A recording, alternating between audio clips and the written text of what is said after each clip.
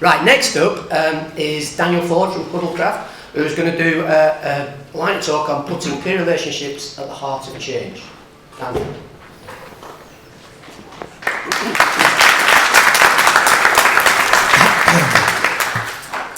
Thank you.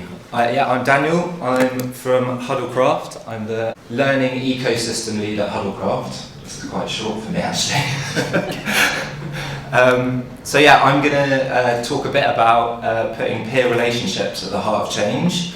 But first, I just want to say, Huddlecraft, it's a weird word, isn't it? Like, what does it mean? So for us, it's a way of saying it takes craft or it takes skill to realise the potential of groups of people. So, and when that goes well, it makes us so much more creative, so much more caring, so much more committed to the change that we're trying to make.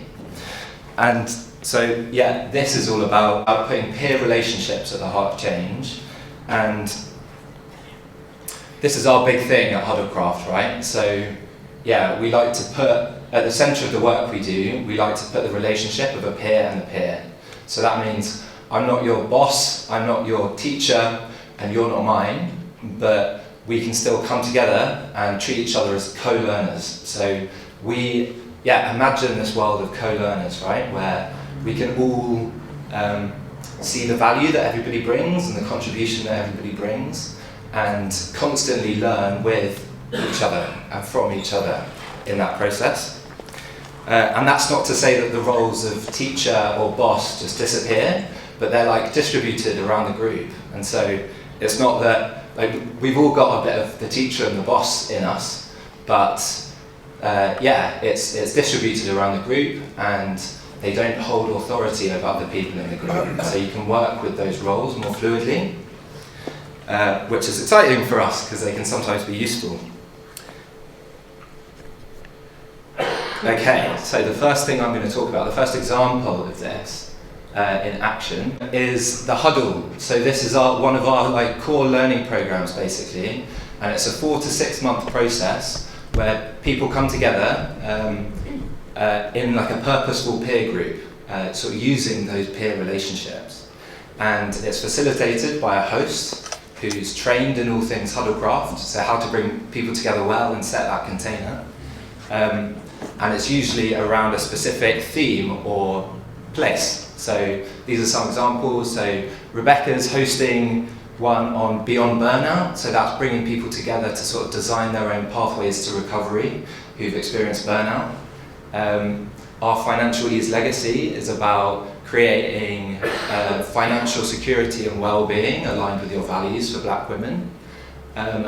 There's a Brighton-based one, which is all about the place of Brighton and what to do there. And then Project Parent is all about bringing parents together for sort of co-action and co-learning together. And what we've learned through running over 50 of these now is that they create their own microclimate. So they develop a shared culture and a depth of trust that means that they can just be and act in the world in a different way to the world around them. And so that's a really powerful thing. And it also invites people, the model itself invites people into a different form of responsibility. So when you're in the role of co-learner, you have a lot more opportunity to sort of shapeshift in a group. So you have to provide and learn from feedback a lot more. You have to stay accountable to yourself and the group in a really different way. In a way that's totally alien to most learning environments, actually.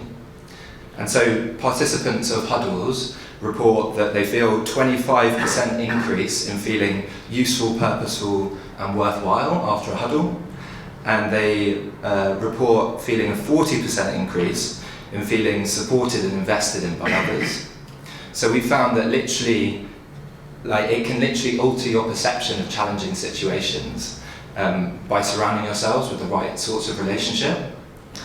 And why does that matter? So for us, we think it matters because this century is providing us with the steepest learning curve in human history. We have to reimagine, redesign, relearn, all of these things, just like what we're doing here today. And that's difficult, and often it helps to have people around you to support you in that process. Another example that I wanted to speak about, so this is a picture of some of the huddles, is Money Movers. So Money Movers is another example of this. It's a peer learning community for women to shift to greener finance options. And when shifting your pension to a greener alternative can be 21 times more impactful than stopping flying, going vegetarian and changing energy supply combined, it makes sense to start thinking what we're doing with our money. And so we partnered with Friends of the Earth on a peer learning program for women to get together and to use their financial power for climate action. Because sometimes information just isn't enough. Sometimes you need a supportive group of people to learn with about what you can do and to stay accountable with in committing to action. And it's working. So far, our pilots have seen 140 women come together, and they've moved £1.2 million for the planet. And every single woman has reported feeling more able to align her finances with her values.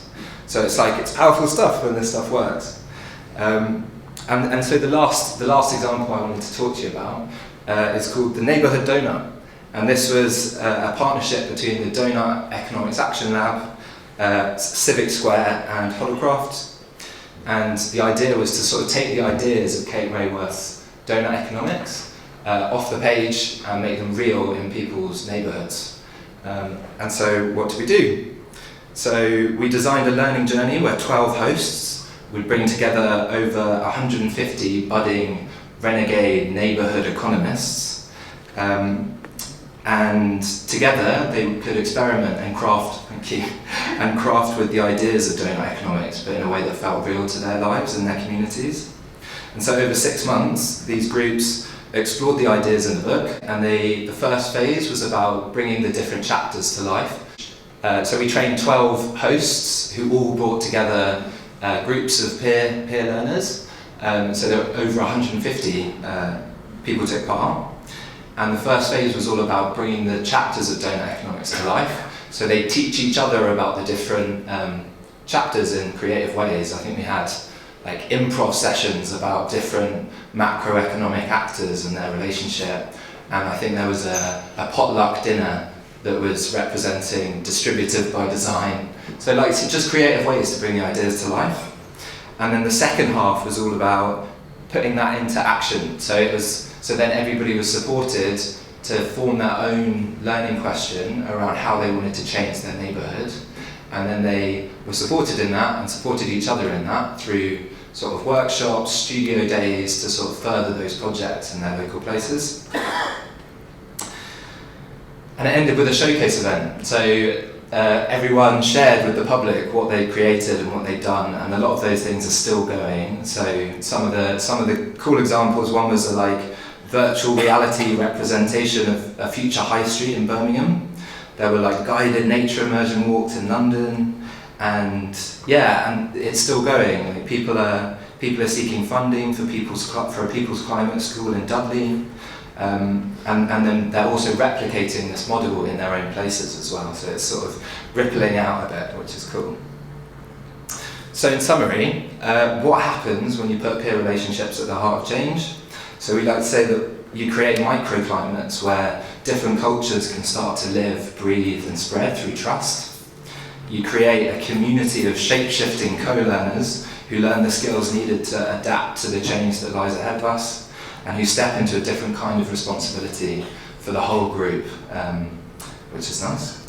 And then you start to see hosting as leadership, so it's how you bring people together, how you work with group dynamics, how you set a shared culture that appreciates the gift and unique contribution that everyone can bring into the world.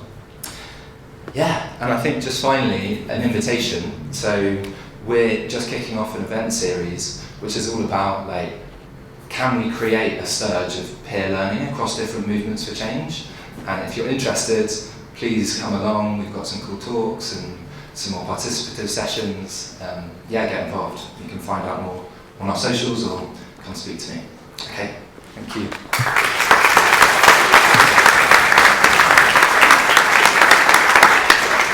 Thank you, Daniel.